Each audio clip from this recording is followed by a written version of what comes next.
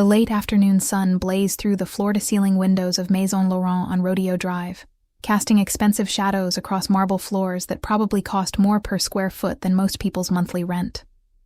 I stood just inside the entrance, taking in the gleaming display cases, the pristine white walls adorned with minimalist art, and the sharp scent of leather and exclusivity that seemed to perfume the air itself. My name is Naomi Clark. I'm 32 years old, and I was about to have one of those experiences that would fundamentally shift how I saw myself in the world. I'd dressed down for the day. Deliberately, actually. After a grueling week of back-to-back investor meetings for my tech startup, I'd wanted nothing more than to blend into Los Angeles like a normal person. So I'd thrown on my favorite worn jeans, a simple white t-shirt, sneakers that had seen better days, and pulled my natural hair into a messy bun. No makeup beyond some lip balm. No jewelry except the small gold hoops my grandmother had given me years ago. I looked, by design, unremarkable, comfortable, like someone who might work at a coffee shop or be running weekend errands, not like someone who'd just closed a Series B funding round that valued her company at $47 million. The irony wasn't lost on me that I'd fought so hard to be taken seriously in boardrooms full of middle-aged white men, only to now crave invisibility during my precious free time. Maison Laurent was a boutique I'd walked past dozens of times, but never entered. French luxury brand, known for handbags that started at 5 figures and went up from there. The kind of place where celebrities shopped and paparazzi sometimes lurked outside. I'd always been curious, but between building my company, a platform that connected minority-owned businesses with enterprise clients, and managing the chaos of hypergrowth, shopping hadn't been a priority. But today was different. Today was my little sister Maya's 25th birthday, and she'd been dropping hints about a specific Maison Laurent bag for months. The Celestine tote in burgundy, she'd said, showing me photos on Instagram with the kind of longing usually reserved for unattainable crushes. Maya had just finished her master's in social work and had landed her dream job at a non-profit supporting foster youth. She made maybe $45,000 a year and would never spend that kind of money on herself. But I could. And after everything she'd done for me, supporting me through the early startup days when I was sleeping 4 hours a night and living on ramen, believing in me when investors dismissed my ideas, being my biggest cheerleader, I wanted to give her something extravagant. So here I was, in Maison Laurent on a Saturday afternoon, ready to buy my sister a $6,000 handbag. A saleswoman stood behind the main counter, her blonde hair pulled into a severe chignon, wearing all black with a tasteful gold nameplate that read, Claire. She was in her 40s, impeccably put together, and she looked up when I entered with an expression that shifted from professional welcome to barely concealed assessment in the span of a second. Her eyes traveled from my messy bun down to my scuffed sneakers and back up again. The welcoming smile became something thinner, more controlled. "Good afternoon," she said, her tone perfectly polite and completely cold. "Are you looking for something specific?" There was something in the way she asked it, a subtle emphasis on the word looking that suggested she expected browsing rather than buying. "Yes, actually," I said, matching her politeness. "The Celestine tote in burgundy. I'd like to see it, please." Claire's perfectly shaped eyebrows rose slightly. "The Celestine collection starts at $6,000. "I'm aware." I kept my voice pleasant, though I felt the first flicker of irritation. She studied me for another moment, and I could see the calculation happening behind her eyes. She was deciding whether I was worth her time, whether I could actually afford what I was asking about, whether I was serious or just wasting her Saturday afternoon. "We do have some items on the sale rack in the back," she said finally, gesturing toward the rear of the store. "You might find something more suitable there." The words landed like a slap. More suitable. Code for more affordable for someone who looks like you, dressed like you are.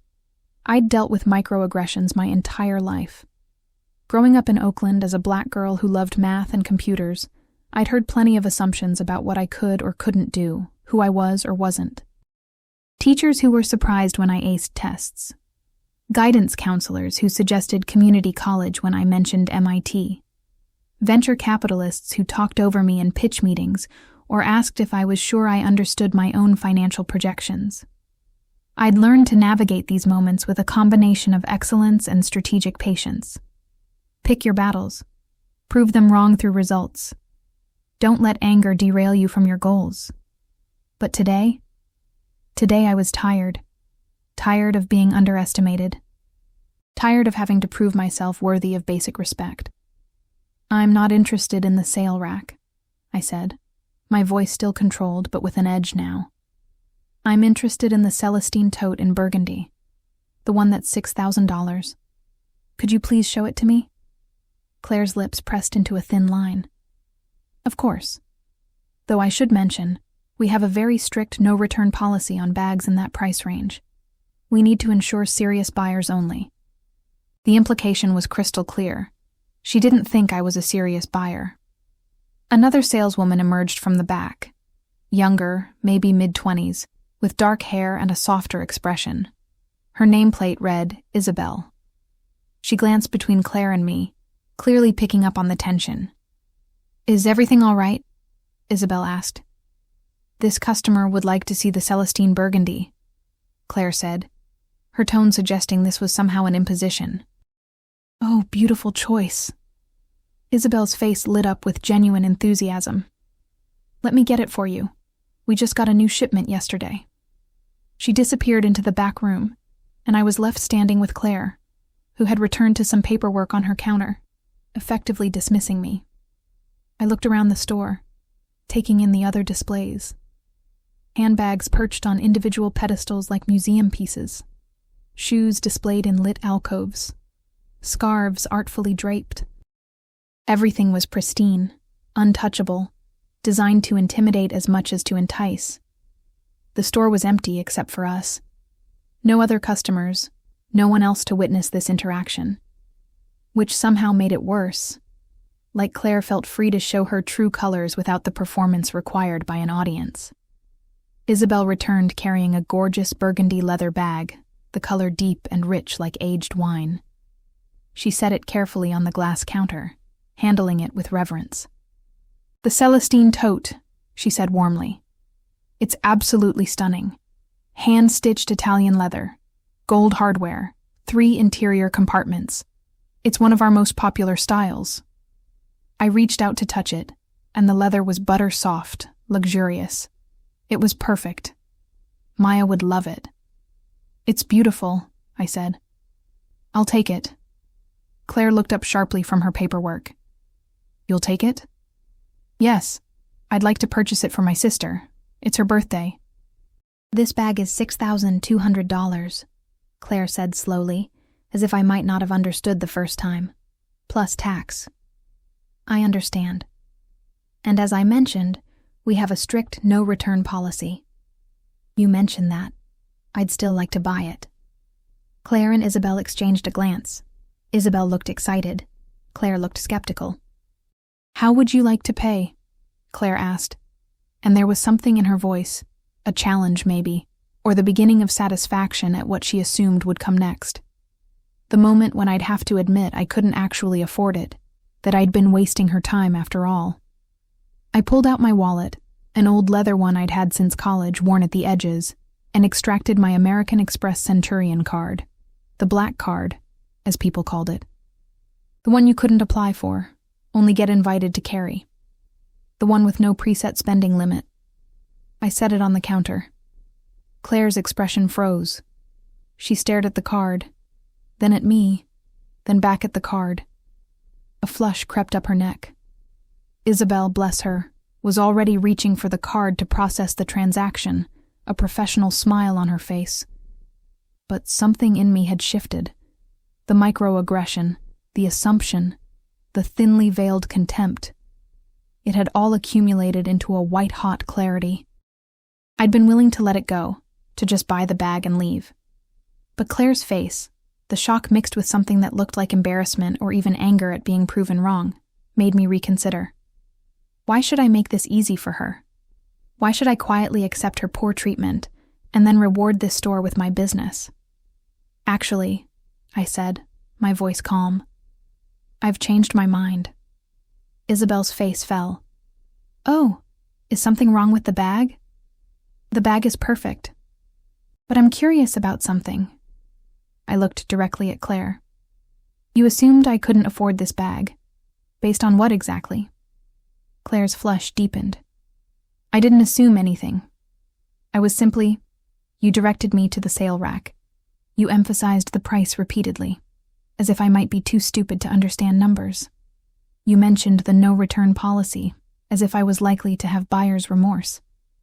I kept my voice level, factual. All before knowing anything about me except what I looked like. I treat all customers the same, Claire said stiffly. Do you? Do you ask every customer who walks in here if they can afford the merchandise? Silence. Isabel looked deeply uncomfortable, her eyes darting between us. I think there's been a misunderstanding. Claire tried again. No misunderstanding. Just a very clear message about who you think belongs in this store and who doesn't. I picked up my black card. Here's what's going to happen. I'm going to speak to your manager. And depending on how that conversation goes, I'll decide whether to spend my money here or take it elsewhere. I am the manager, Claire said, lifting her chin defensively. Of course she was. Then I'd like to speak to the owner, or the regional director. Someone above you in the corporate structure. I pulled out my phone. I can wait. Claire's professionalism was cracking at the edges. That's really not necessary. If you'd like to purchase the bag... Oh, I'm definitely making a purchase today. The question is, how much, and whether any of it benefits this location. I smiled, but it wasn't friendly. See, my sister wanted this one specific bag, but now I'm thinking, why stop there? She's also been eyeing the Margot clutch and the Sabine crossbody, and honestly, she deserves a whole collection. I watched Claire's face as she did the mental math. 3 bags, probably $15,000 or more. Her commission on that sale would be substantial. And I might as well get something for myself while I'm at it. I continued, warming to the theme. And my mother. And my best friend who just made partner at her law firm. It's really the perfect time to do some shopping. Isabel was trying very hard not to smile. Claire looked like she was being strangled by her own collar. Perhaps we got off on the wrong foot, Claire said, her voice strained. Let me start over. Welcome to Maison Laurent. We're delighted to have you here, and I'd be happy to help you find whatever you need. Too little, too late, I said. I want to speak to someone above you. Now. Or I walk out of here and spend my money at Hermès instead. I'm sure they'd be happy to sell me whatever I want without the side of judgment. Claire's jaw tightened, but she picked up the phone behind the counter and made a call. I could only hear her side of it, but from the clipped, tense way she spoke, whoever she was calling wasn't going to be pleased. Regional director will be here in 30 minutes, she said when she hung up. She was nearby. Perfect. I'll wait. I settled onto one of the plush velvet chairs positioned near the window. Isabel approached hesitantly. Can I get you anything? Water? Champagne? Champagne sounds lovely, thank you. She disappeared and returned with a crystal flute of what was probably very expensive champagne. I accepted it with a genuine smile for her. None of this was her fault. Claire had retreated behind her counter, furiously typing on her computer and avoiding eye contact with me. The air in the boutique was thick with awkward tension. I sipped my champagne and pulled out my phone, texting my best friend Simone. You won't believe what's happening right now. Trying to buy Maya's birthday present and the sales manager basically implied I couldn't afford it. Now waiting for the regional director. This is wild. Simone's response was immediate. Drag her. Buy everything in the store. I'll come hold your bags. I smiled. Simone Chen had been my ride or die since our freshman year at MIT. She was a corporate attorney now, sharp as a knife and fierce as hell. She'd talked me off ledges during the worst moments of building my company and celebrated every win like it was her own. Might actually do that, I texted back. Feel like my credit card is about to get a workout. Another text came through, this one from Maya. Can't wait to see you tonight. Whatever you got me, I know I'll love it. You're the best big sister ever. My heart squeezed. Maya deserved the world. She'd chosen a career in service, helping kids who'd been dealt terrible hands, trying to make broken systems work better. She made a fraction of what she could have earned in the private sector, and she did it without complaint, because she believed in the work.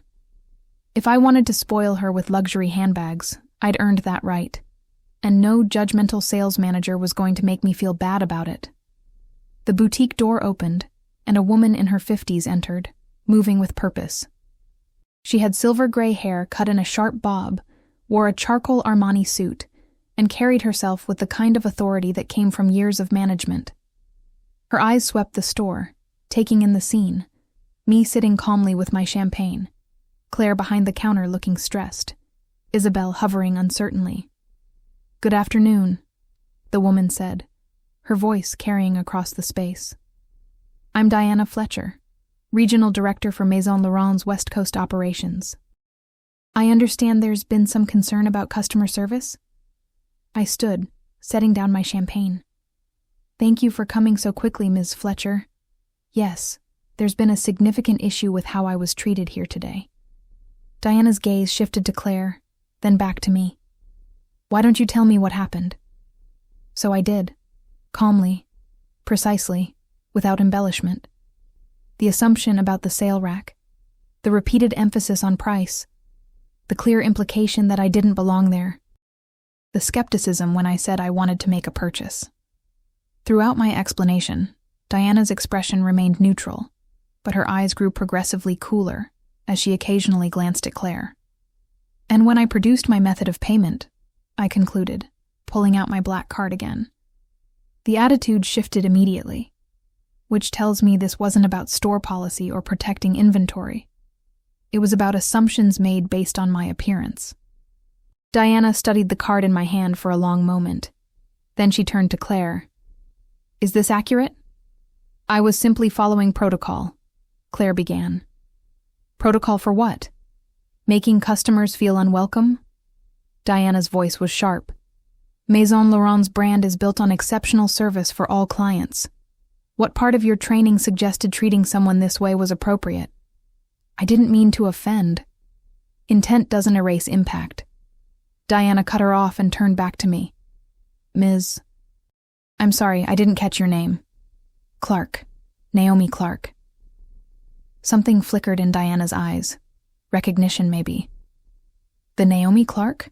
From Connect Forward?" I blinked, surprised. "Yes, that's my company. I read about your Series B in TechCrunch last month. Congratulations. What you're building is impressive." She smiled, and it was genuine. "Which makes this situation even more embarrassing for us. You're exactly the kind of client we should be cultivating, and instead, you were treated with disrespect." She gestured toward the seating area. "Please sit. Let's talk about how we can make this right." Diana settled into the chair across from me with the graceful efficiency of someone used to handling corporate crises. Claire remained behind the counter, her face a mask of professional composure that couldn't quite hide the anxiety underneath. Isabel had wisely made herself scarce, disappearing into the back room. "First and foremost," Diana began, "I want to apologize on behalf of Maison Laurent. What you experienced here today is completely unacceptable and contrary to everything our brand stands for." I nodded, waiting. Apologies were easy. I wanted to see what came next. "Can you tell me more about what brought you in today?" Diana asked. "Besides the obvious interest in our products." "My sister's 25th birthday. She's a social worker, works with foster youth, makes a fraction of what I do. She's wanted the Celestine tote for months but would never spend that kind of money on herself." I paused. I wanted to do something special for her. She's supported me through everything, building my company from nothing, the sleepless nights, the failures and pivots and near disasters. She's my biggest cheerleader. "That's beautiful. She's lucky to have you." Diana's expression was thoughtful. And instead of being able to simply buy a gift for someone you love, you were made to feel like you didn't belong here. Exactly. Diana was quiet for a moment, and I could see her mind working. Naomi. May I call you Naomi? Of course. I've been in luxury retail for 30 years, 20 of those with Maison Laurent, and I can tell you honestly, this problem is bigger than one store, one manager, one bad interaction.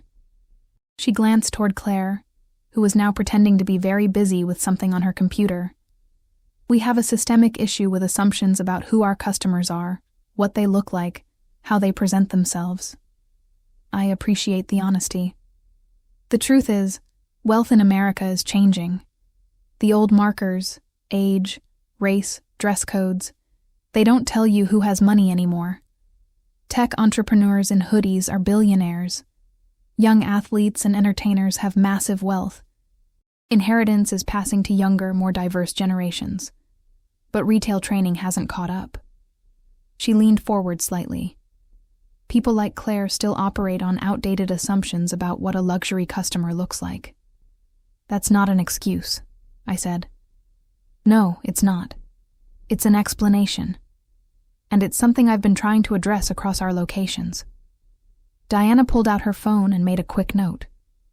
This incident is actually a perfect case study for the implicit bias training I've been advocating for. I raised an eyebrow. You want to use my humiliation as a teaching moment? I want to use your experience, with your permission, to prevent this from happening to someone else. To anyone else. She met my eyes directly. But first, let's talk about making this right for you. Today. Now. I'm listening. Claire will be suspended pending a full review. She'll undergo mandatory retraining before returning to any customer-facing role. And if this isn't an isolated incident, if we find a pattern of similar behavior, her employment with Maison Laurent will be terminated. Behind the counter, Claire's head snapped up, her composure finally cracking. Ms. Fletcher, I've been with the company for 12 years. And in 12 years you should have learned better. Diana didn't raise her voice, but the steel in it was unmistakable. This isn't a debate, Claire. Consider yourself on immediate administrative leave. Collect your personal items, and leave your store keys with Isabel.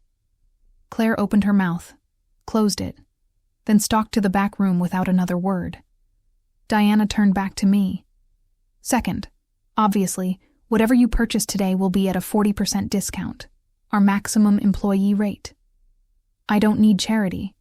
It's not charity. It's an acknowledgement that we failed you and an incentive for you to give us another chance. She smiled.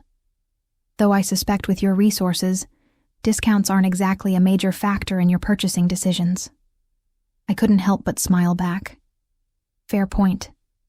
Third, and most importantly, I'd like to invite you to participate in our West Coast Client Advisory Council. We're assembling a group of high-net-worth individuals to provide feedback on the customer experience, help us identify blind spots, and guide our approach to service. It meets quarterly, and members receive first access to new collections and exclusive pieces. Now that was interesting. You're serious? Completely. You're a successful entrepreneur. You understand brand building and customer experience, and you clearly have perspective we need. Plus, frankly, we need more diversity on that council. It's currently mostly older white women who've been shopping with us for decades. They're valuable clients, but they can't tell us what we're doing wrong with demographics we're failing to serve. I considered it. The council itself didn't particularly appeal to me. I had enough meetings in my life. But the underlying acknowledgement that Maison Laurent recognized a problem and wanted to fix it, that mattered. I'll think about it, I said. That's all I ask. Diana stood. Now, let's get you shopping. What would you like to see? Isabel emerged from the back room, having apparently been listening for her cue. Her eyes were bright with something like vindication. The Celestine burgundy tote. Definitely, I said. The Margot clutch in black. The Sabine crossbody in, what colors do you have? Camel, navy, and forest green just came in, Isabel said eagerly. All three.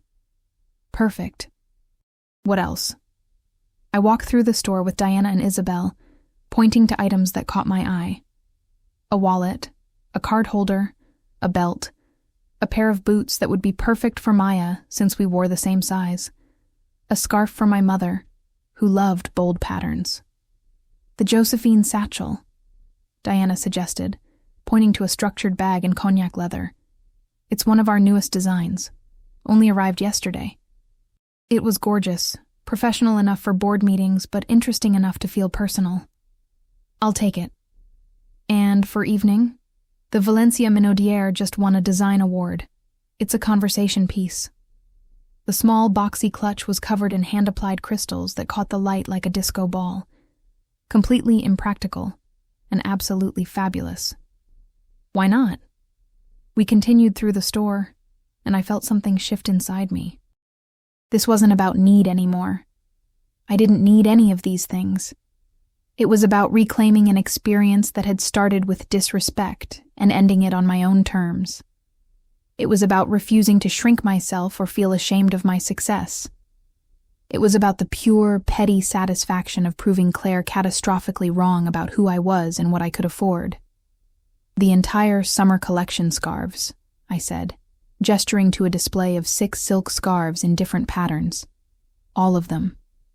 Isabel was practically vibrating with excitement as she gathered items. Diana watched with an expression that was part amusement, part satisfaction. You mentioned your mother and your best friend, Diana said. What about them? What would they like? I thought about my mother, Patricia Clark, who'd raised 2 daughters on a teacher's salary after my father died when I was 10. She'd worked summer school and tutored on weekends to make ends meet. She'd never complained, never made us feel poor even when we were. She'd pushed education and excellence and refused to let us believe in limitations. She deserved something beautiful. My mother would love that burgundy clutch, I said. And the pearl handle umbrella. She's obsessed with umbrellas, has a whole collection. Done. And your friend? Simone would die for the Navy Sabine crossbody. She had a thing for structured bags with lots of compartments, the organized lawyer in her. By the time we were done, Isabel had assembled a collection of items that covered an entire counter.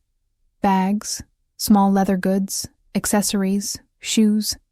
It looked like a fashion magazine's editor's picks spread. Let me get you a final count, Isabel said, her fingers flying over the register's keyboard. She looked up, eyes wide. The total is $42,800. With the 40% discount, that brings it to $25,680. I heard a small gasp and turned to see Claire had emerged from the back room, personal items in a box, just in time to hear the total. Her face had gone pale. $25,000, more than she probably made in commission in several months.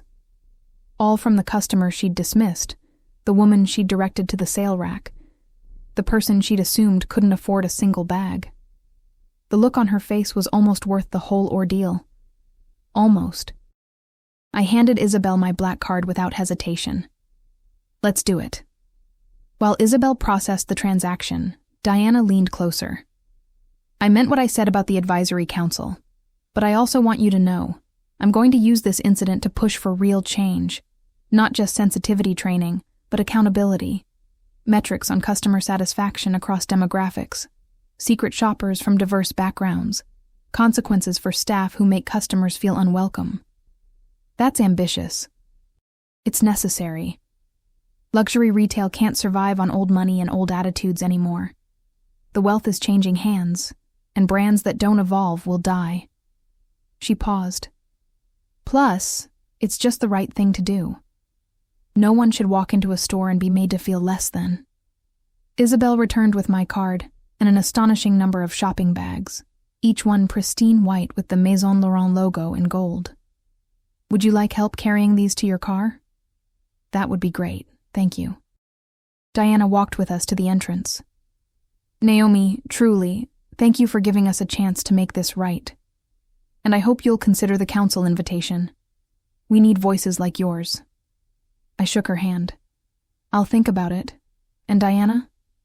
Make sure that training actually happens. Make sure it sticks.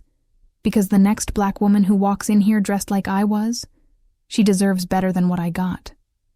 You have my word. Isabel helped me load the bags into my Tesla. Another assumption breaker. Claire had probably expected me to be taking the bus. As I drove away from Rodeo Drive, I caught a glimpse of Claire standing outside the boutique, smoking a cigarette with shaking hands, her box of personal items at her feet. I didn't feel triumph exactly. Just a bone-deep satisfaction that I'd stood up for myself, that I'd refused to be diminished, and that maybe, just maybe, the next person wouldn't have to go through the same thing. My phone rang through the car's speakers. Simone. Tell me everything, she demanded. So I did, recounting the whole story as I navigated LA traffic toward my loft in downtown. $25,000, Simone crowed. That's what I call revenge shopping. Claire's probably having a breakdown right now, realizing what her commission would have been. Diana seemed genuinely committed to change, I said. We'll see if it actually happens. Meanwhile, Maya's going to lose her mind when she sees all this stuff. I might have gotten a little carried away. No such thing. You earned every penny of that money, and you get to spend it however you want. If that means buying out a store that disrespected you, more power to you. I smiled, feeling some of the tension from the afternoon finally ease. Want to come to Maya's birthday dinner tonight? Simone, I was just a woman trying to buy her sister a birthday present. You're never just anything, babe. You're a black woman CEO in tech. You're someone who built a multi-million-dollar company from scratch. You're someone who's breaking barriers every day. Simone's voice softened.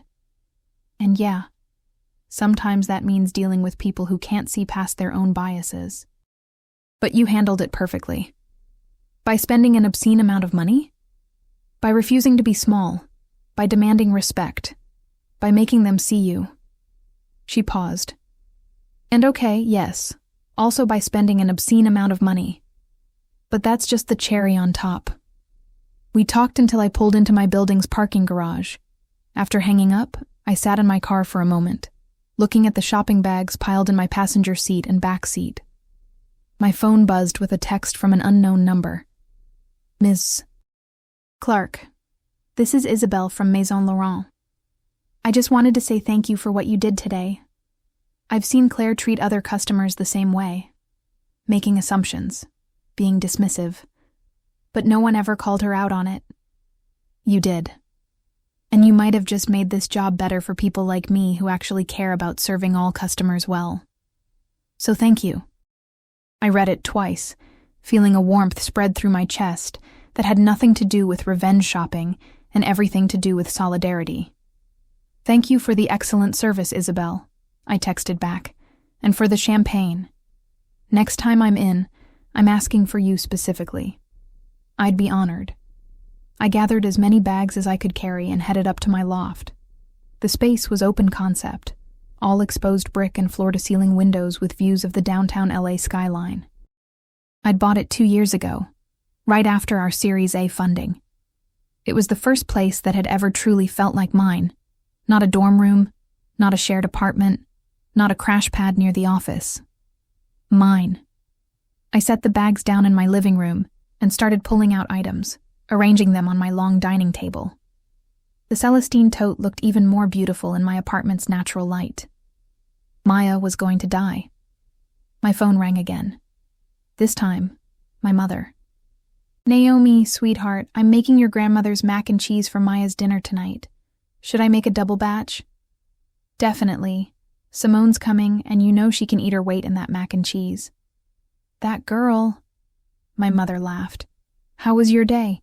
Did you find Maya's present? I did.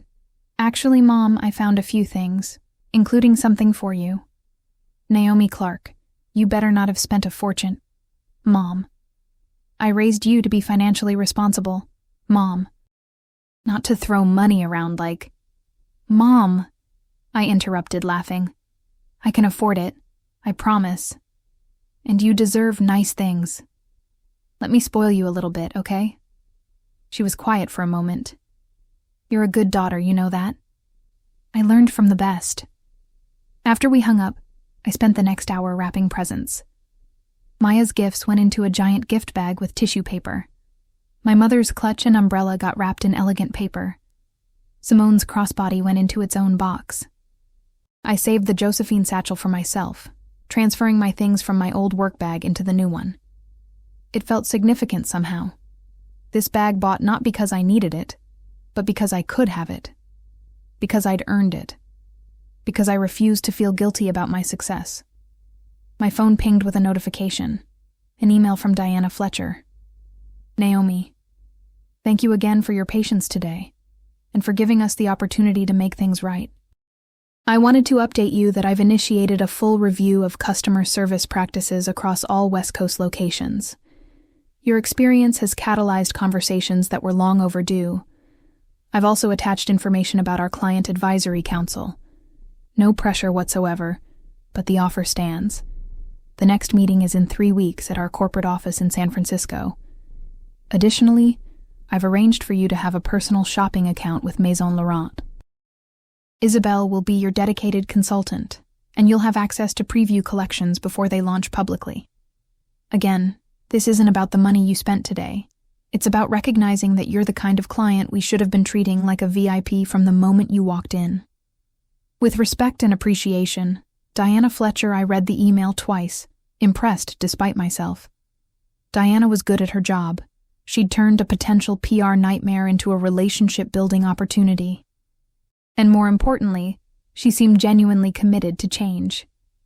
I opened the attachment about the advisory council. The other members were indeed mostly older white women, along with a handful of men. Successful people, certainly. Entertainment executives, real estate developers, a few trust fund heirs. But Diana was right that the demographic was narrow. Maybe it would be worth attending one meeting, see what it was about. Add my voice to a conversation that clearly needed different perspectives. I started to compose a response, but was interrupted by my apartment buzzer.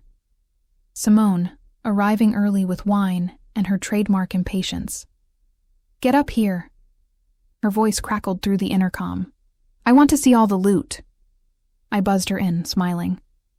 Whatever else had happened today, the microaggressions, the assumptions, the casual disrespect, I'd ended it on my own terms. I'd refused to be small. I'd demanded better. And tomorrow, when Maya opened her presents and her face lit up with joy, when my mother protested the expensive gifts while secretly being delighted, when Simone paraded around my apartment with her new bag, that would be the real victory. Not the money spent. Not the satisfaction of proving Claire wrong. But the simple act of using my success to bring joy to the people I loved. That's what wealth was for, I realized. Not just accumulation or status symbols, but the freedom to be generous, to refuse indignity, to move through the world with the confidence that came from knowing your worth and having the bank account to back it up. The elevator dinged, and Simone burst through my door, already talking at full speed. Okay, show me everything. I want the full fashion show. And then I want to hear every single detail about Claire's face when... Oh my God, is that the Celestine? Naomi? It's even more gorgeous in person. I laughed, feeling lighter than I had in hours. Welcome to the Naomi Clark boutique. Can I interest you in some champagne while you browse? You better believe it. Simone kicked off her heels and padded over to the dining table where I'd arranged everything. Holy shit, you really did buy half the store. Just the good half. She picked up the Celestine tote, running her hands over the leather with reverence. Maya is going to absolutely lose her mind. This is her dream bag. That's the plan. Simone moved through the items, examining each one with the discerning eye of someone who appreciated quality. When she got to the navy crossbody, she paused. Wait, this is the Sabine, the one I showed you last month. Might have been. Naomi. She looked up, eyes suspiciously bright. You didn't have to. I wanted to. You've been there for every pitch, every crisis, every moment I wanted to give up. Let me say thank you. She hugged me hard, and I hugged her back, grateful for this friendship that had survived late-night study sessions at MIT, the chaos of startup life, the moments when success felt impossible. "Okay, but seriously," Simone said, pulling back and wiping her eyes. "Tell me everything about Claire's face. I need details. I need to live vicariously through this moment." I poured us both wine and recounted the whole story again, this time with more detail. Simone's expressions ranged from outrage to glee to satisfaction as I described the progression from Claire's initial dismissal to her face when she heard the final total. $25,000 in commission, gone, Simone said with deep satisfaction. That's what we call consequences. Diana suspended her, said she'd be retrained or potentially fired if there's a pattern. Good. People like that need to learn that their biases have real costs. Simone took a sip of wine. Though I have to say, I'm impressed with Diana. She could have made excuses, defended her employee, tried to minimize it. Instead, she took accountability and offered real solutions. She wants me on some client advisory council. Are you going to do it? Maybe? I don't know.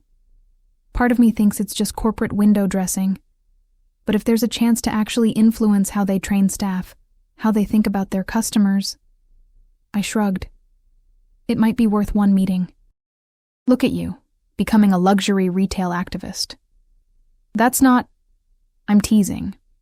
But seriously, Naomi, what you did today matters.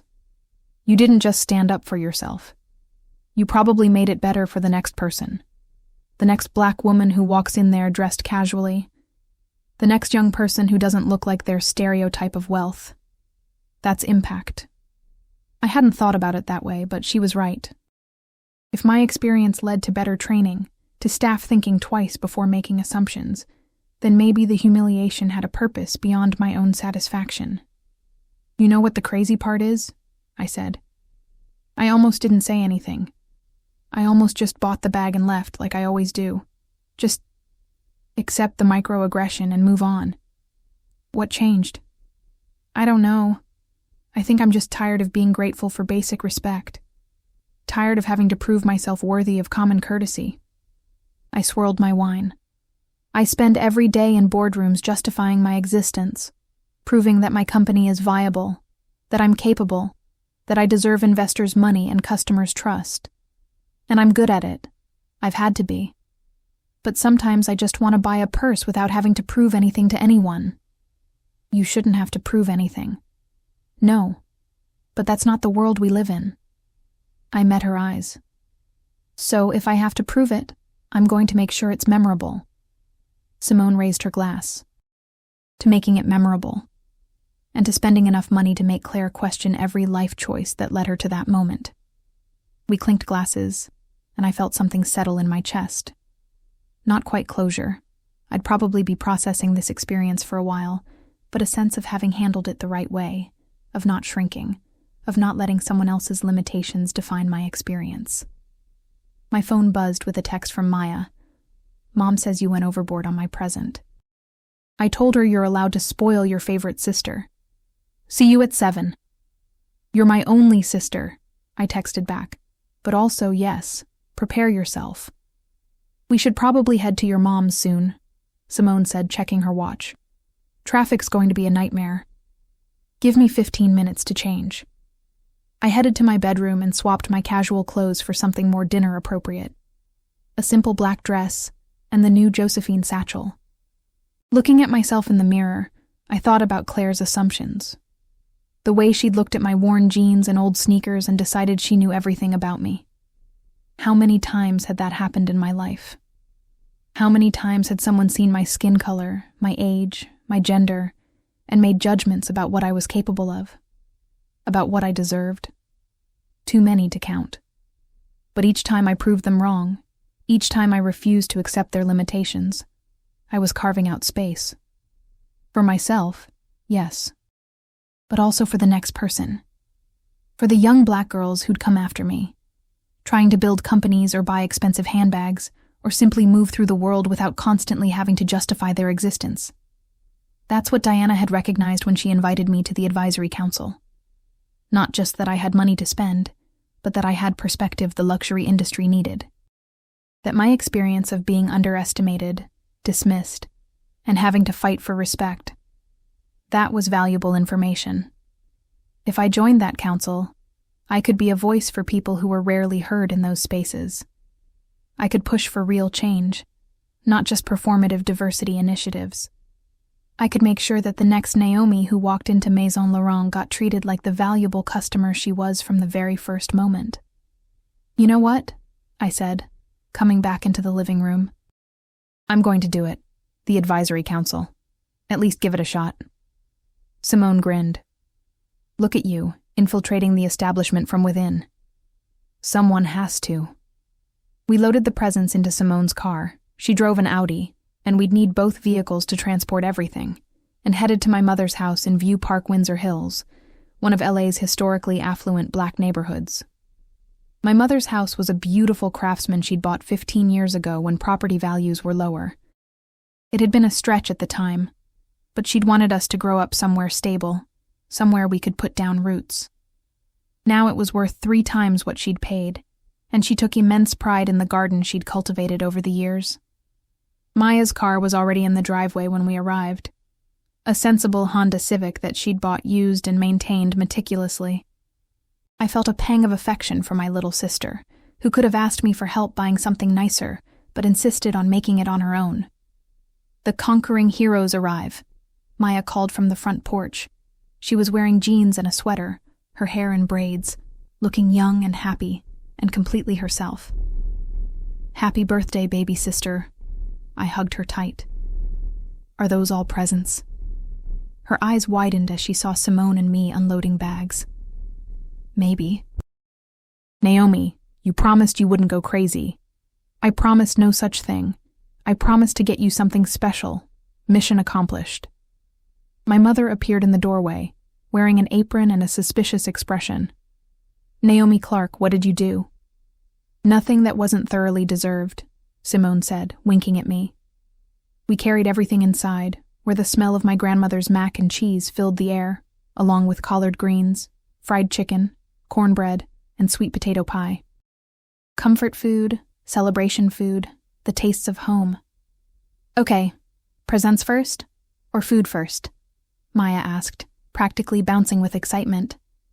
"Food first," my mother said firmly. "I didn't spend all afternoon cooking for it to get cold while you open presents." So we ate, gathered around the dining table where I'd eaten countless meals growing up. We talked and laughed and told stories. Simone recounted a ridiculous case she was working on. Maya shared updates from her job, a success story about a kid she'd helped place in a stable foster home. My mother talked about her garden and the neighborhood book club she'd joined. It was normal, easy, the kind of evening that money couldn't buy because it was built on years of love and shared history. After dinner, we finally moved to presents. I'd arranged everything on the couch, the gift bag for Maya, the wrapped items for my mother, Simone's box. "Simone first," I said. "Since she'll murder me if she has to wait." Simone opened her box and actually squealed, a sound I'd never heard her make in 15 years of friendship. "The Sabine. Oh my God, Naomi, it's perfect. It's exactly what I wanted." "I know, that's why I got it." My mother opened her presents next, and her reaction was more subdued but equally genuine. The burgundy clutch made her gasp, and the umbrella, with its pearl handle and intricate design, brought tears to her eyes. "This is too much," she said, but she was already holding the clutch against her, imagining outfits. "It's not enough, but it's a start." Then it was Maya's turn. She pulled tissue paper out of the gift bag, and I watched her face as she uncovered the first item, the Celestine tote in burgundy. For a moment, she just stared at it. Then she looked up at me, her eyes filling with tears. "Naomi, this is the bag, my dream bag. I know. I can't accept this." "It's too expensive." "Yes, you can. And there's more." She pulled out the Margot clutch, the boots, the scarf. With each item, her protests got weaker and her smile got bigger. By the time she reached the bottom of the bag, she was crying openly. I don't deserve all this, she whispered. You deserve everything, I said fiercely. You work your ass off helping kids who need you. You chose a career that matters over a career that pays. You've supported me through everything. You deserve to be spoiled. Maya launched herself at me, hugging me so hard I couldn't breathe. Thank you, thank you, thank you. I love you so much. Love you too, birthday girl. My mother was crying now too, and soon we were all crying and laughing and hugging. Simone captured it all on her phone, documenting the moment. Okay, story time, my mother said once we'd all composed ourselves. Why did you buy half of Maison Laurent? Because I know there's a story here. So I told them. All of it. The dismissal, the assumptions, the way Claire had treated me.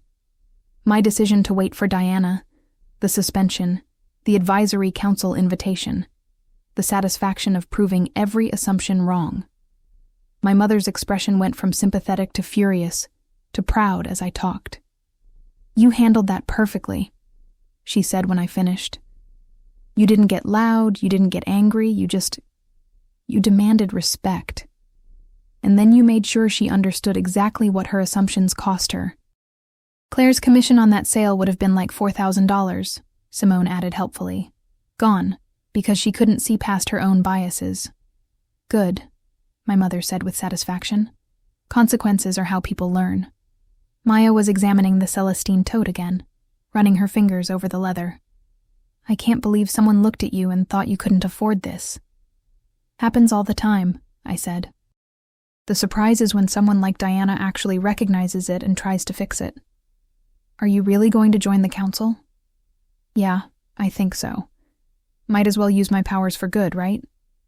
Your powers being the ability to spend shocking amounts of money? Simone teased. My powers being the willingness to speak up when something's wrong. The money just gives me a platform they can't ignore. We spent the rest of the evening trying on bags, taking photos, laughing at ourselves for being so excited about leather goods. But underneath the fun was something deeper, a recognition that these items represented more than just luxury. They represented freedom, choice, the ability to move through the world without apologizing for taking up space. Around midnight, Simone and I finally headed out. Maya walked us to our cars, still carrying the Celestine tote. Naomi, she said as I unlocked my Tesla. Thank you. Not just for the presents, though obviously I'm obsessed, but for being you. For not letting anyone make you small. For showing me what's possible.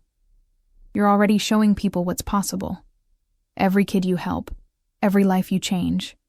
That's impact. Real impact. Different kinds of impact.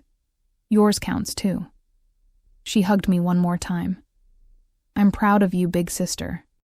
For building your company, for standing up to that awful woman, for everything. Driving home through the quiet LA streets, I thought about the day's journey. It had started with a simple goal, buy my sister a birthday present, and had evolved into something much more complex. A confrontation with bias, a demand for respect, a reclamation of power. But at its core, it was about love, about wanting to give something beautiful to someone I cherished, about refusing to let someone else's prejudices prevent me from expressing that love. When I got back to my loft, I found another email from Diana. The subject line read, "Thank you, and an update. Naomi, I wanted to update you on the situation with Claire. After reviewing her employment file and conducting interviews with other staff members, we've discovered this wasn't an isolated incident. Multiple employees reported similar behavior toward customers who didn't fit Claire's preconceived notions of luxury clientele. As a result, Claire's employment with Maison Laurent has been terminated, effective immediately. This decision wasn't made lightly, but we have zero tolerance for discrimination in any form. Additionally, I've scheduled mandatory implicit bias training for all West Coast staff, starting next week. I've also implemented a new customer feedback system that will allow us to identify and address issues before they escalate. Your experience catalyzed changes that were long overdue. Thank you for speaking up.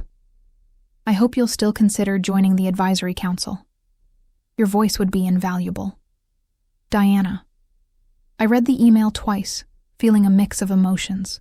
Satisfaction that there had been real consequences. Concern for Claire, despite everything. Losing your job was devastating, even when you deserved it. And hope that maybe, just maybe, the next person would have a better experience. I composed a reply. Diana, thank you for the update and for taking this seriously. I know terminating a long-term employee isn't easy, but accountability matters. I'll join the advisory council for a trial period. Let's say 3 meetings. If I feel like my participation is making a real difference, I'll continue. If it's just corporate box checking, I'll respectfully decline. I look forward to seeing what Maison Laurent does with this opportunity to evolve. Best, Naomi. I hit send and closed my laptop, feeling like I'd closed a chapter. Tomorrow I'd return to the usual chaos of running a company. Investor calls, product development meetings, hiring decisions. But tonight, I'd allow myself to savor this victory. Not the shopping spree, though that had been fun. Not the revenge, though that had been satisfying. But the simple act of refusing to be diminished. Of standing up and saying, I deserve better. We all deserve better. That was the real victory. And it was worth more than any handbag. 3 weeks later, I found myself in San Francisco, standing outside Maison Laurent's corporate headquarters in the financial district. The building was all glass and steel, modern and imposing, with the brand's logo etched discreetly near the entrance. I'd almost canceled twice. Once when a major client meeting conflicted with the timing, and again this morning when I woke up questioning whether sitting on an advisory council for a luxury brand was really the best use of my time. But I'd made a commitment, and I was curious to see whether Diana's promises about change were genuine or just damage control. The elevator took me to the 15th floor, where a receptionist directed me to a conference room with floor-to-ceiling windows overlooking the bay. The view was stunning, sailboats dotting the water, the Golden Gate Bridge in the distance, the city sprawling below. I was the first to arrive, which gave me time to review the agenda Diana had sent. The meeting would cover 3 main topics: upcoming collection previews, customer experience initiatives, and, notably, diversity and inclusion in luxury retail. The door opened and Diana entered, smiling warmly. Naomi, I'm so glad you're here. Can I get you anything? Coffee? Tea? Coffee would be great, thank you. She returned moments later with a cup from what was clearly an expensive espresso machine, along with a leather portfolio. The others will be arriving shortly. I wanted to catch you first and say thank you again for coming. Your perspective is exactly what this council needs. We'll see, I said noncommittally. Over the next 10 minutes, the other council members arrived. They were exactly what I'd expected from the photos in the briefing materials. Mostly white women in their 50s and 60s, dressed in designer clothes that screamed quiet wealth. There was one man, a real estate developer named Richard, who looked like he played a lot of golf. And one other person of color, Kenji Tanaka, a Japanese-American art dealer in his 40s.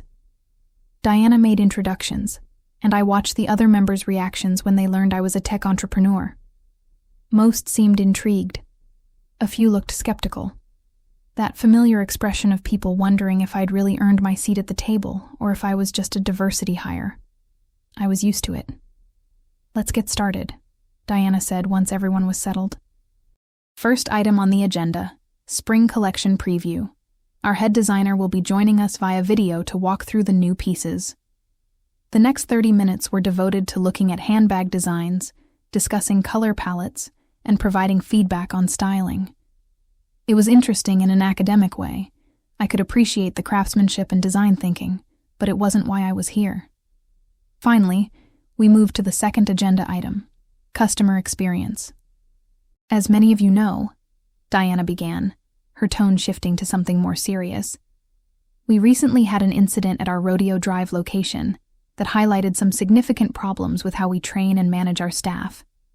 She outlined what had happened, sanitizing some details but being clear about the core issue. A customer had been treated poorly based on assumptions about her appearance and ability to afford our products. That customer is sitting at this table, Diana said, gesturing to me.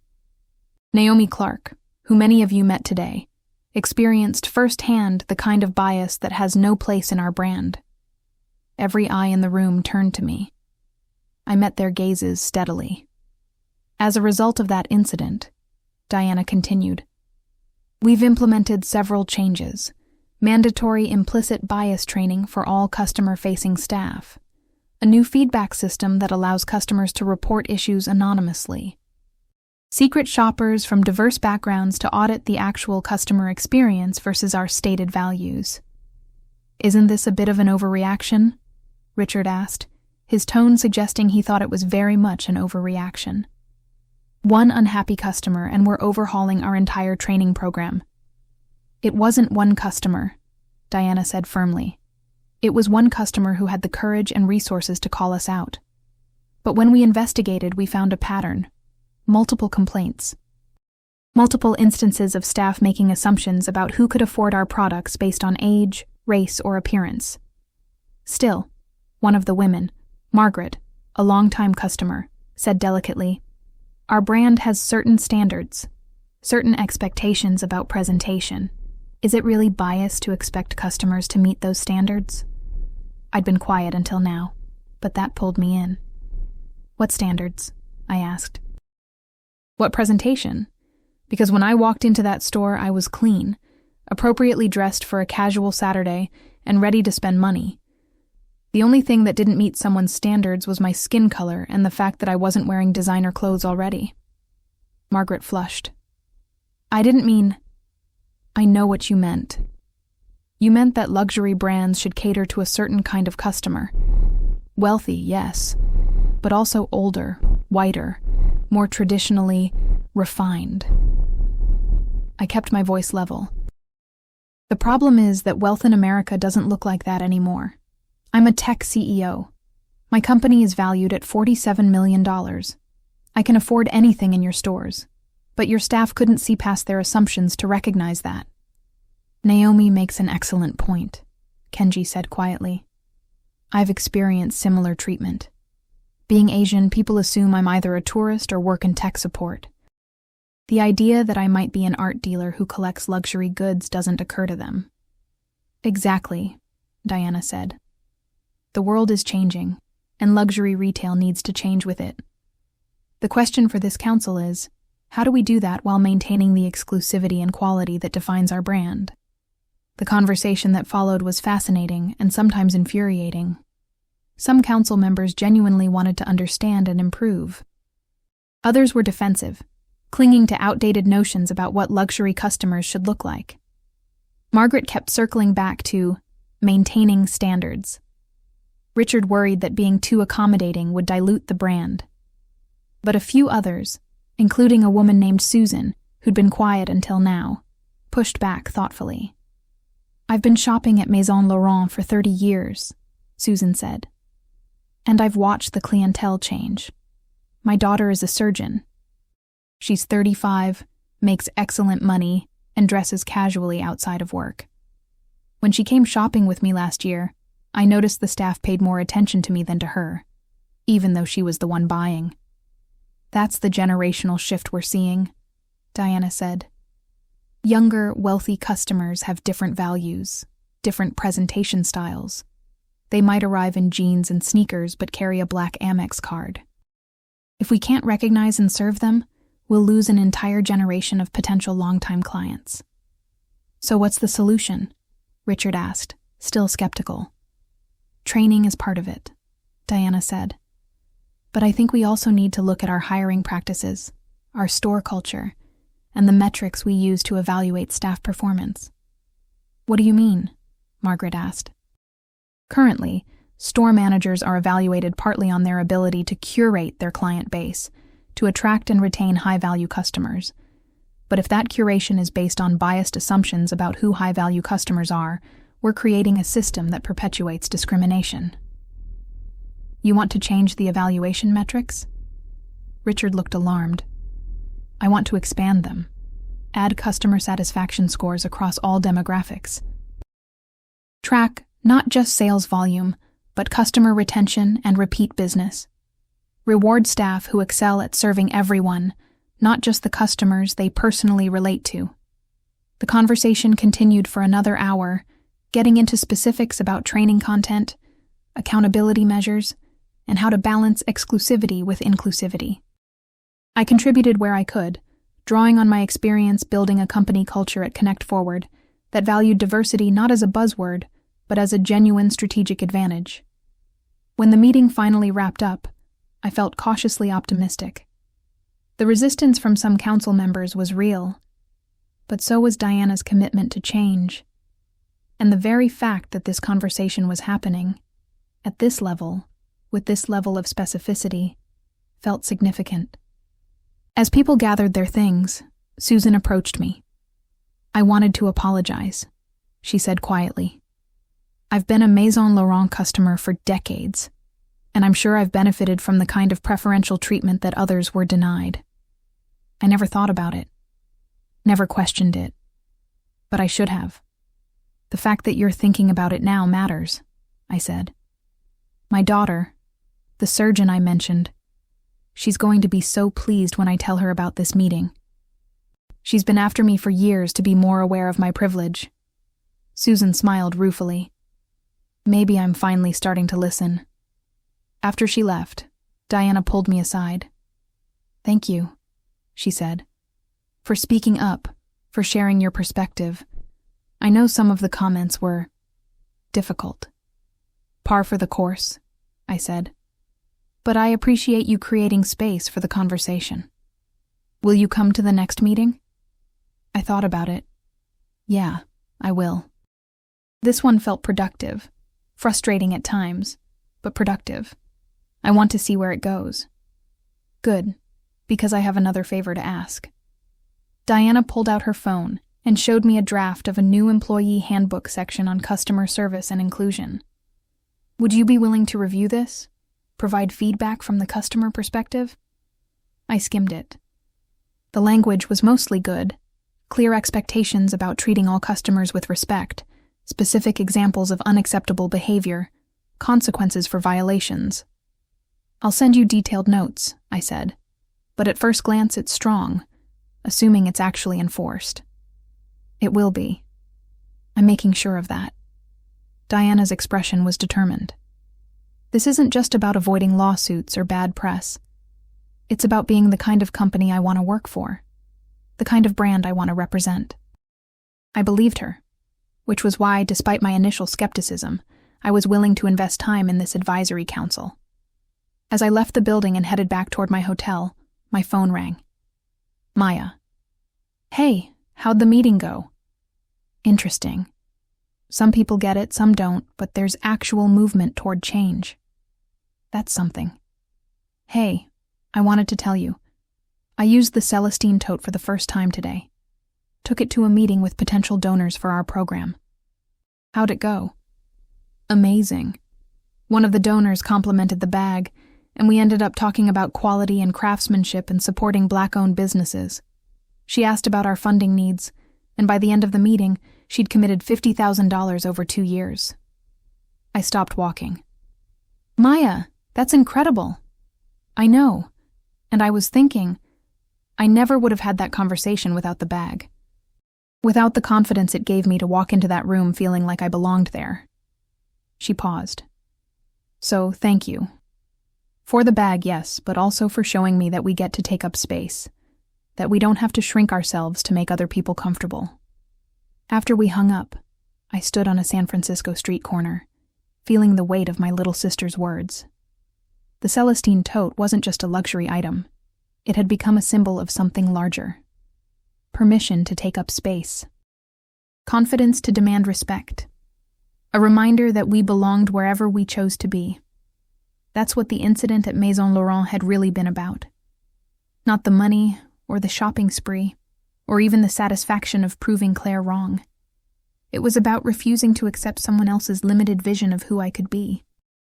And now, by sitting on that advisory council, by pushing for real change in how luxury brands thought about their customers, I was trying to make sure the next Black woman, the next young entrepreneur, the next person who didn't fit the traditional mold, that they'd walk into these spaces and be seen, really seen, for who they were and what they brought to the table. My phone buzzed with a text from Simone. "Dinner tonight? Want to hear about the meeting and also tell you about the most ridiculous deposition of my legal career." "Definitely. 7 p.m.? Perfect. Where the Josephine? We're going somewhere fancy." I smiled and headed back to my hotel to change. As I rode the elevator up to my room, I caught my reflection in the mirrored walls. Professional, polished, carrying myself with the confidence that came from knowing my worth. Not because of the designer bag on my shoulder, though it was beautiful, but because I'd learned to see myself clearly, to value my own journey, my own achievements, my own right to take up space in the world. The clerk had asked if I could afford the bag, and I'd bought the whole shelf. But more than that, I'd bought back a piece of my dignity. I'd refused to be made small. And that was priceless. 6 months after that first advisory council meeting, I stood in front of a conference room full of Maison Laurent employees, preparing to tell my story. Diana had invited me to speak at the company's annual West Coast staff training. 200 employees from stores across California, Nevada, and Arizona had gathered for 3 days of sessions on customer service, product knowledge, and, for the first time ever, diversity, equity, and inclusion. I was the keynote speaker for the DEI session. "Are you nervous?" Diana asked as we waited in the wings while employees filed in and found their seats. "Surprisingly, no," I said. And it was true. I'd pitched to rooms full of skeptical investors, presented at tech conferences in front of thousands, defended my business model to hostile board members. This was just another presentation. Except it wasn't. This time, it was personal. "They're ready for you," Diana said as the room settled. I walked onto the stage to polite applause and looked out at the sea of faces. Young and old, various ethnicities. More diverse than I'd expected, actually. These were the frontline workers, the people who interacted with customers every day, who could make or break someone's experience. "Good morning," I began. "My name is Naomi Clark, and 6 months ago, I walked into your Rodeo Drive location to buy my sister a birthday present. What happened next changed my relationship with luxury retail, and apparently, it changed some things for Maison Laurent too. I had their attention now. I could see people sitting up straighter, leaning forward. I was dressed casually that day, jeans, t-shirt, sneakers. I'd just come from a week of intense business meetings, and I wanted to blend in, to just be a normal person running an errand. I paused. The store manager took one look at me and decided I couldn't afford to be there. I walked them through the whole experience, the assumptions, the condescension, the way I'd been directed to the sale rack, the repeated emphasis on price, as if I couldn't understand numbers, the skepticism when I said I wanted to make a purchase. Now I could have just left, I said. I could have taken my money elsewhere and written off Maison Laurent as a brand that didn't value customers like me. A lot of people do exactly that. They experience bias, they leave quietly, and the company never knows what they lost. I pulled up a slide showing photos from my Connect Forward company profile. Awards I'd won. Articles about our funding rounds. My executive headshot. But I didn't leave. Because I'm the CEO and founder of a tech company valued at over $50 million. I have resources. I have a platform. I have a Black American Express card.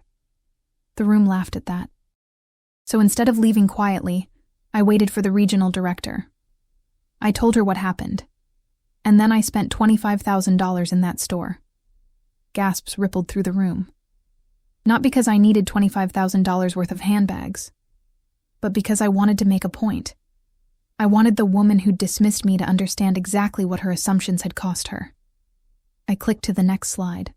A photo of Maya holding the Celestine tote, her face lit up with joy. This is my sister Maya. She's a social worker who helps foster youth. She makes $45,000 a year and would never spend $6,000 on a handbag. But I can. And I wanted to give her something special because she supported me through everything. Another click. A photo of my mother with her new clutch and umbrella. This is my mother, Patricia. She raised 2 daughters on a teacher's salary after my father died. She worked multiple jobs, sacrificed constantly, and never complained. She deserves beautiful things. One more click. Simone modeling her crossbody bag.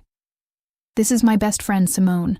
She's a corporate attorney who's been by my side since we met at MIT 15 years ago. She celebrates every win with me and picks me up after every loss. I closed the slideshow and looked out at the audience. So yes, I spent $25,000 that day. But it wasn't about revenge or proving a point, though those were satisfying side effects. It was about using my success to bring joy to people I love. It was about refusing to let someone else's biases prevent me from expressing that love. The room was completely silent now. Here's what I want you to understand. Every customer who walks into your store has a story. They have reasons for being there, people they love, dreams they're pursuing, and you have no idea what those stories are just by looking at them. I walked to the edge of the stage. The manager who treated me poorly made assumptions based on my appearance. She saw a black woman in casual clothes and decided I didn't belong. She couldn't imagine that I might be successful, that I might have money, that I might be exactly the kind of customer Maison Laurent should be cultivating. I pulled up another slide, statistics on wealth distribution in America, showing the rising purchasing power of younger, more diverse consumers. Luxury retail is changing. The old markers of wealth, age, race, traditional presentation, they don't tell you who has money anymore. The tech entrepreneur in a hoodie might be worth millions. The 25-year-old athlete might have more disposable income than customers twice her age. The casually dressed black woman might be a CEO ready to spend freely. I clicked through more slides showing demographic shifts, changes in consumer behavior, and data on the importance of inclusive customer service. But beyond the business case, beyond market share and revenue growth, there's a more fundamental issue. Treating people with dignity and respect shouldn't require a business justification. It should be automatic. Every person who walks through your door deserves to be greeted with warmth and professionalism, regardless of what they're wearing or what assumptions you might make about their bank account. I saw heads nodding throughout the room. Some of you might be thinking, but we can't spend equal time with every customer. We have to focus on the high-value clients. And that's true, to a point. But the mistake is assuming you know who the high-value clients are, based on superficial markers. The woman in yoga pants might be a venture capitalist on her day off. The young guy in streetwear might be an entertainment executive. You don't know until you treat everyone with the same level of respect and attention. I paused, making eye contact with people throughout the room. After that incident, Diana and I worked together on changes to your training program. You're here today as part of that initiative. But training only works if you're willing to examine your own biases, your own assumptions. If you're willing to be uncomfortable for a little while so you can be better in the long run. I pulled up my final slide, a quote I'd found that resonated deeply. Assumptions are the termites of relationships. Henry Winkler. That manager assumed she knew everything about me from a 30-second visual assessment. Those assumptions destroyed any possibility of a positive relationship between us. They cost her thousands in commission. They cost Maison Laurent a potentially loyal customer. And they cost me the simple pleasure of a pleasant shopping experience. I clicked to a blank screen. So here's my challenge to you. For the next month, pay attention to your assumptions. Notice when you make judgments about customers based on their appearance. Notice when you give more attention to some people than others. Notice when you let bias, conscious or unconscious, influence your behavior. I smiled. And then make a different choice. Greet every customer with genuine warmth. Give everyone your best service. Assume that every person who walks through your door deserves respect, because they do. The room erupted in applause. Not polite, obligatory applause, but genuine, sustained clapping. I saw several people wiping their eyes.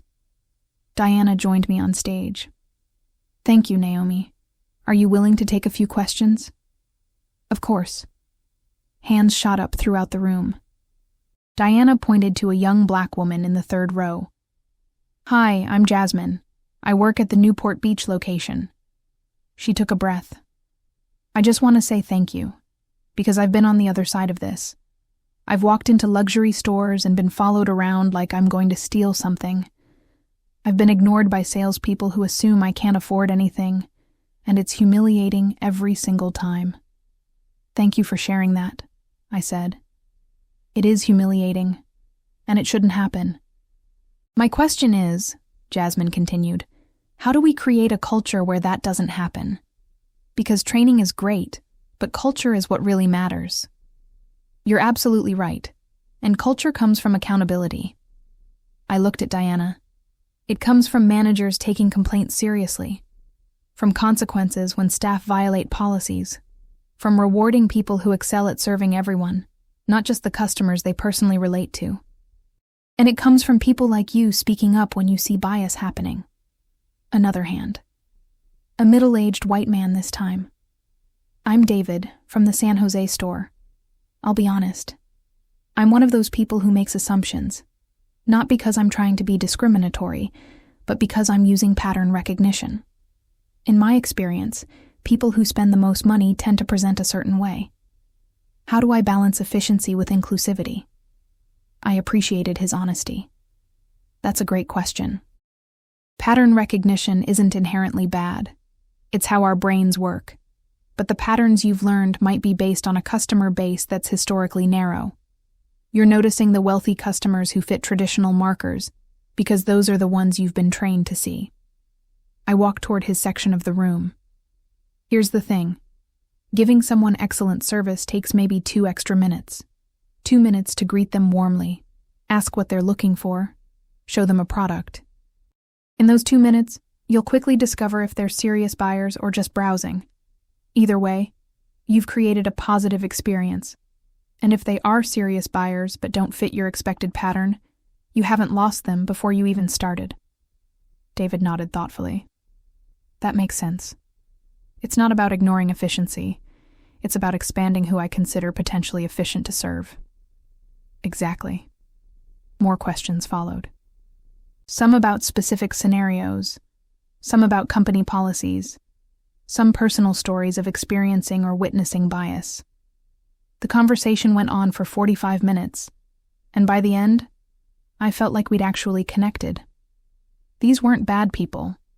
They were people doing their jobs, working within systems that had taught them certain patterns, trying to meet metrics that sometimes incentivized the wrong behaviors. But they were also people who were willing to learn, to examine their assumptions, to do better. After the session ended, employees lined up to talk to me individually. Jasmine hugged me and said she finally felt like the company was taking inclusion seriously. David asked for recommendations on books about unconscious bias.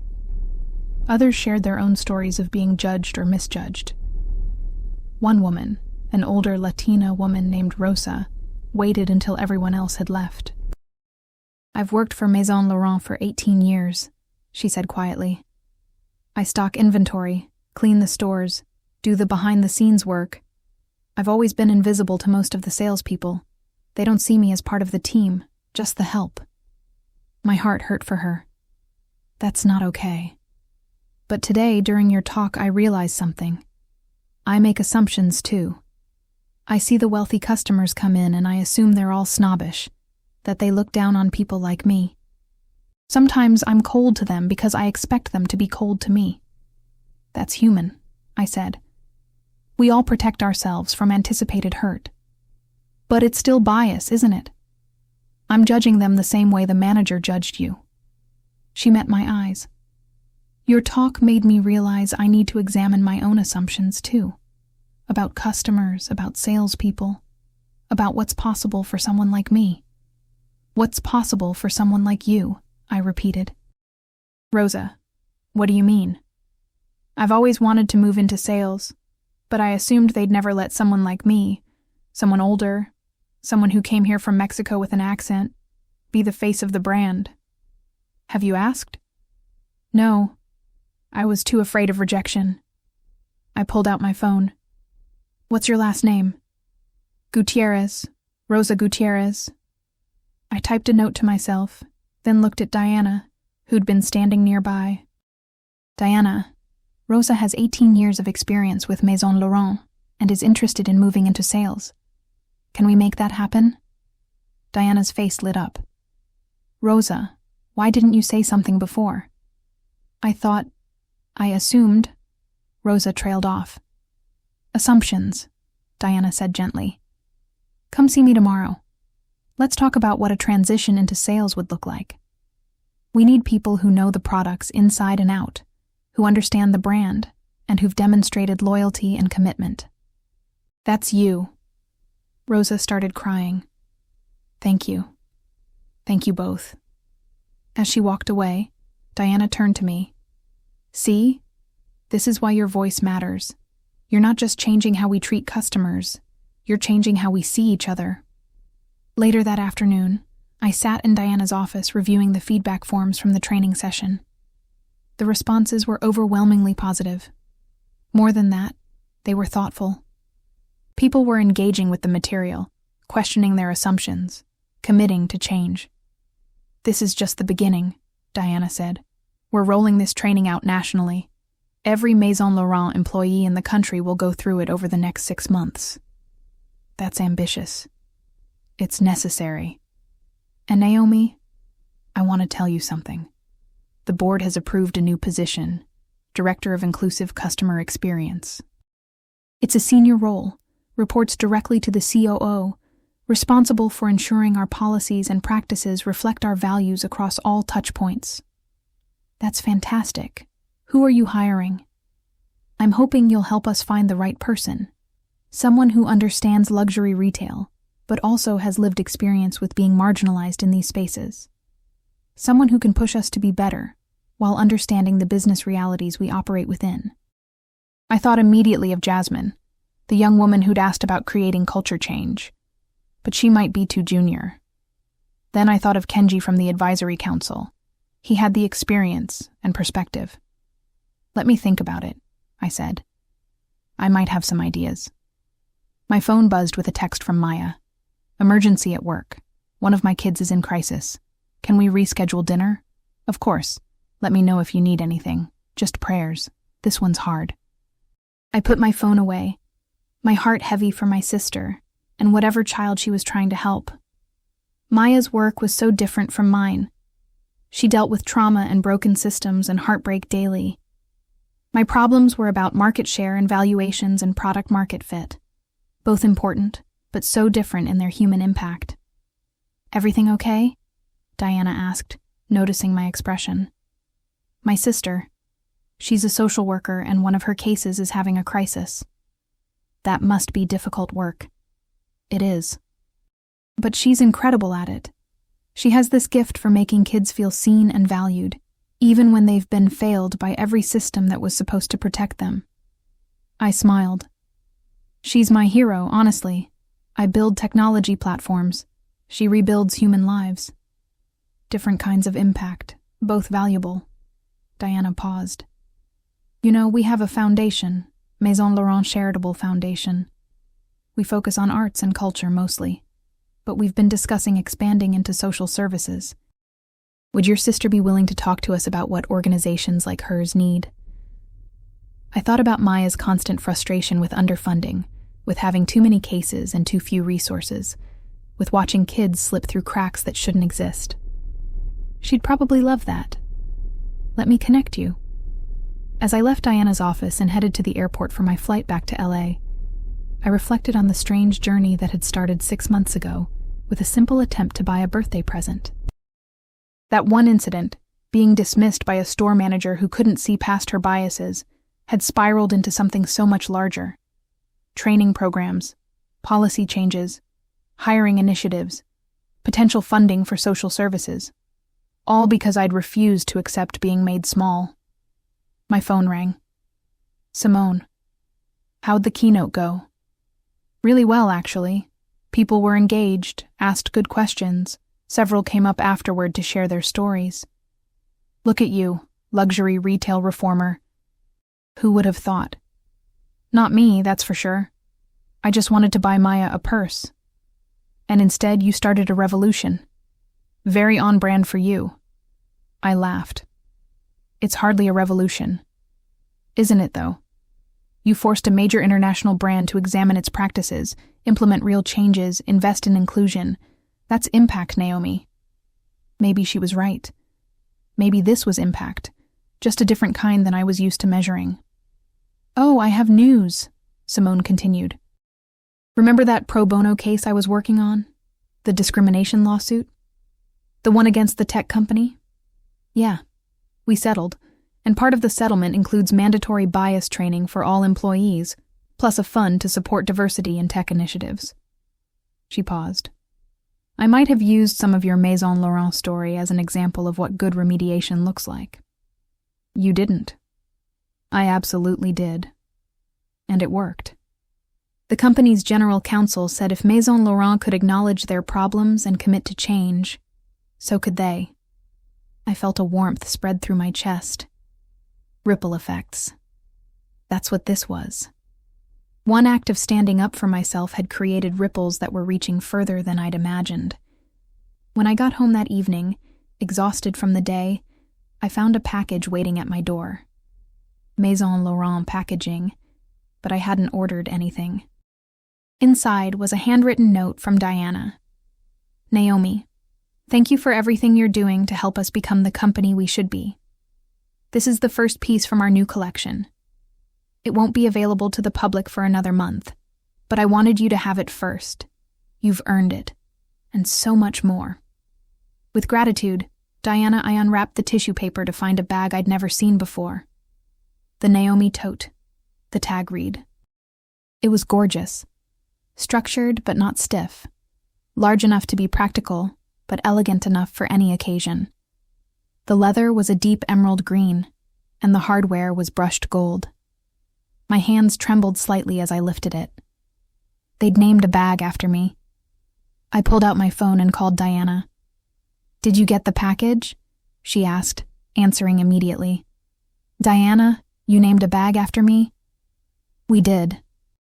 The design team was inspired by your story, your strength, your grace under pressure, your refusal to be diminished. We wanted to create something that embodied those qualities. I don't know what to say.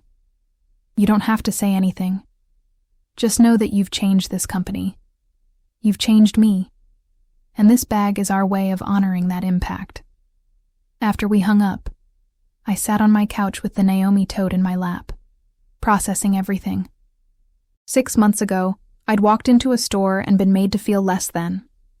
Now I had a bag named after me, was influencing company-wide policy, was helping to shift an entire industry's approach to inclusion. Life was strange sometimes.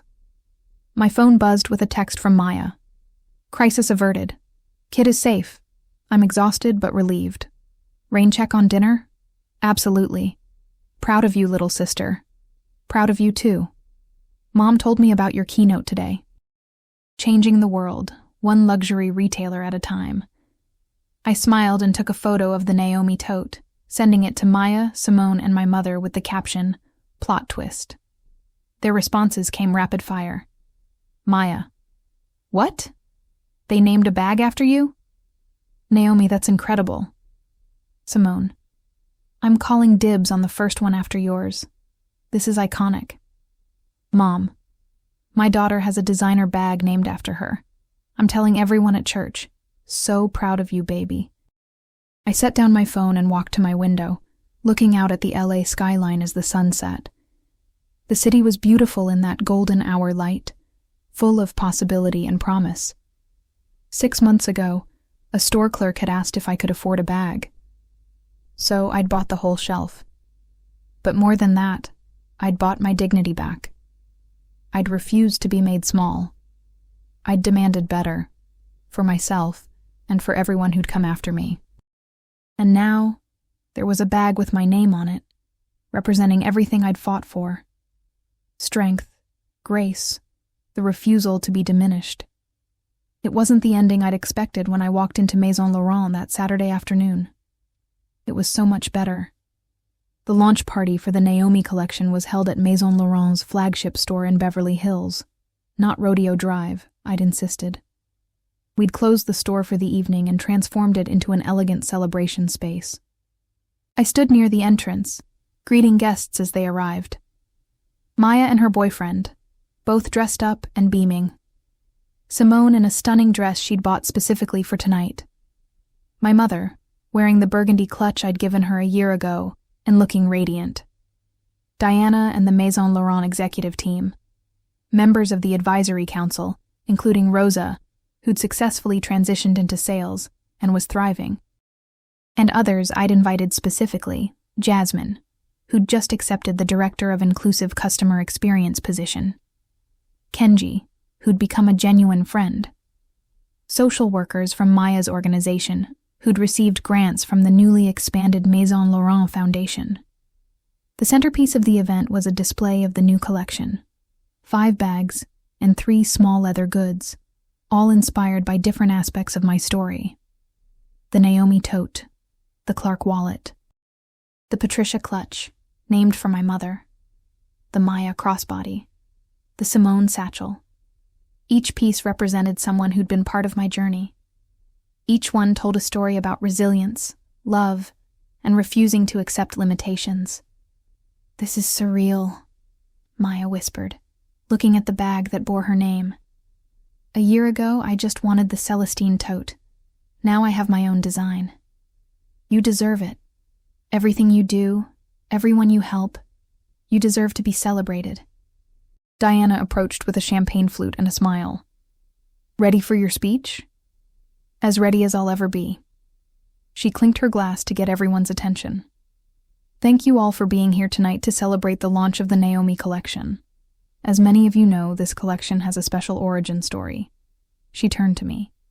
"A year ago, Naomi Clark walked into one of our stores and was treated poorly. She could have simply taken her business elsewhere.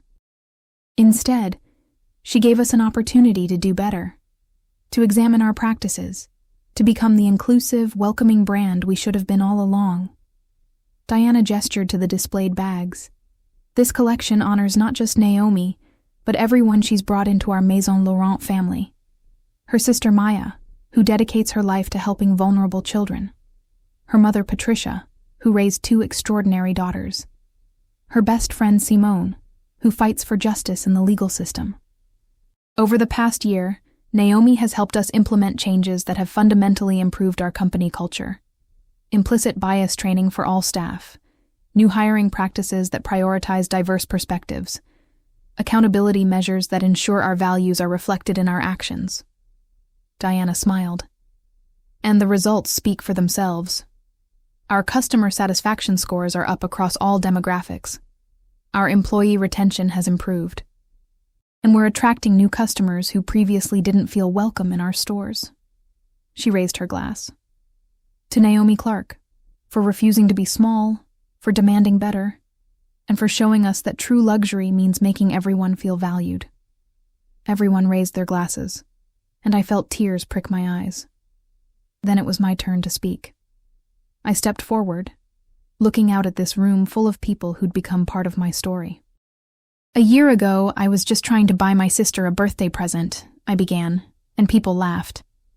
"I never imagined that one shopping trip would lead to all of this." I gestured to the collection.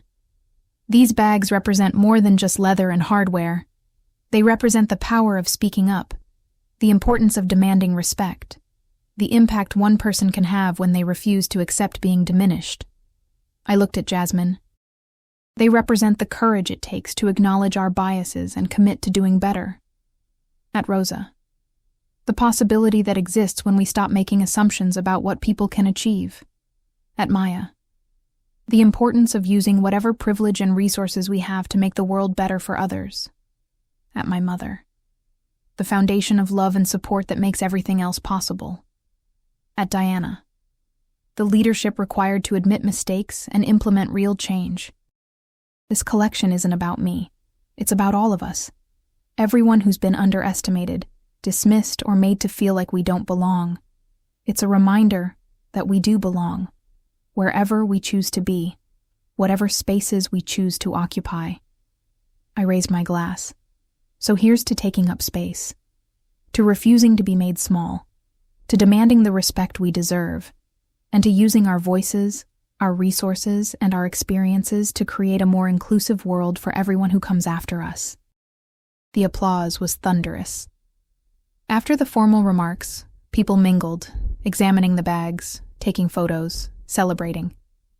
I found myself talking to a young woman I didn't recognize, early 20s, black, dressed in a thoughtfully put-together outfit that managed to be both budget-conscious and stylish. "Ms. Clark, I'm Destiny.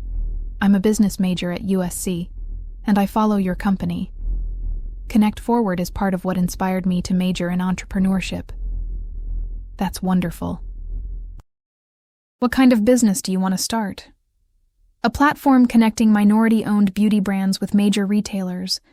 I've been doing market research, building financial models, preparing to pitch for seed funding after graduation."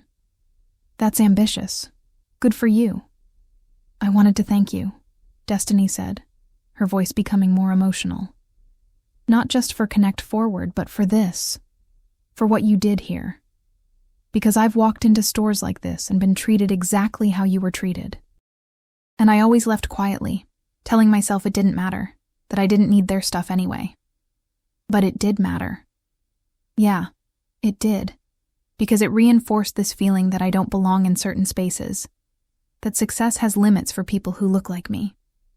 She blinked back tears. "But watching your story, how you stood up for yourself, how you demanded better, how you turned it into something positive, it showed me that I don't have to accept being made small, that I can demand respect and use my voice to create change." I hugged her. "You absolutely can, and you will.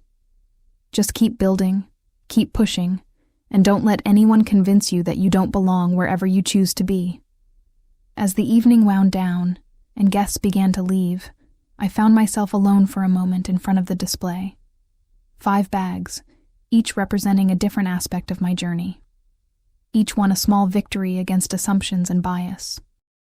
The clerk had asked if I could afford the bag, so I'd bought the whole shelf, and then I'd helped reshape an entire company's approach to inclusion. And now, I had a collection named after me, celebrating not just my story, but the stories of everyone who'd been part of it. Not bad for a year's work. Diana appeared beside me. "Thank you," she said quietly, "for everything. For your courage, your patience, your willingness to help us do better. Thank you for actually listening, for implementing real change, for proving that corporate commitments to diversity can be more than just words." "It's just the beginning," Diana said. "We still have work to do, but we're on the right path." "Yeah," I agreed. "We are." My phone buzzed. A text from an unknown number. "Ms. Clark, you don't know me, but I'm a sales associate at the Maison Laurent store in Seattle.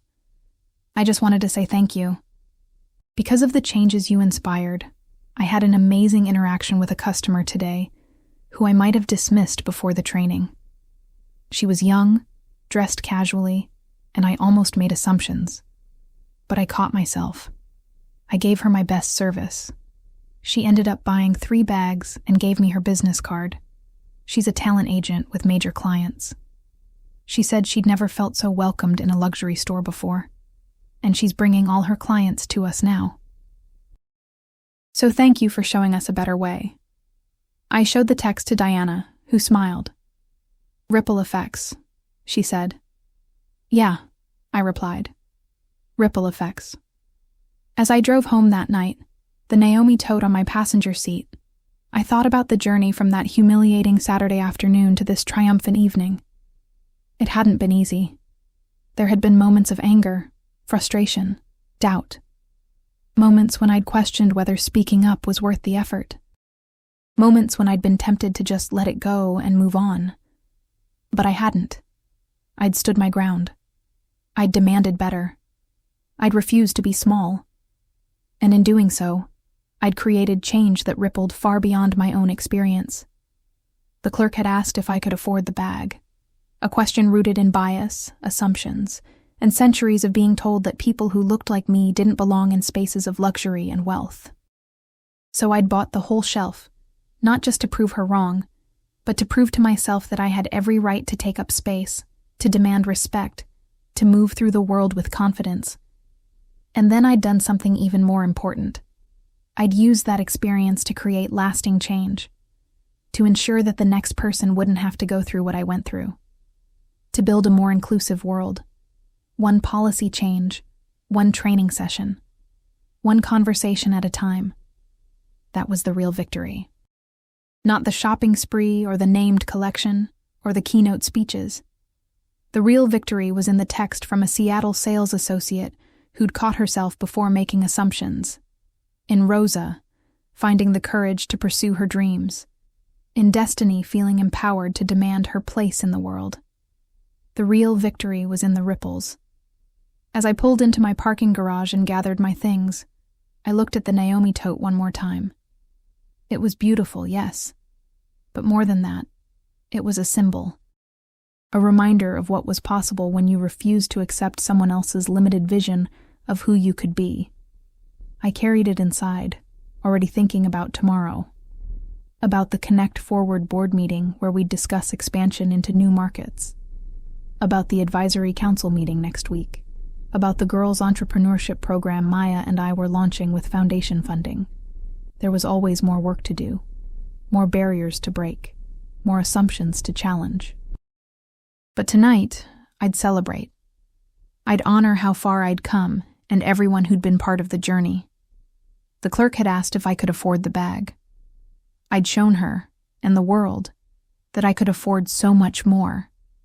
Not just in dollars and cents, but in dignity, in impact, in the courage to demand better, and the commitment to create change.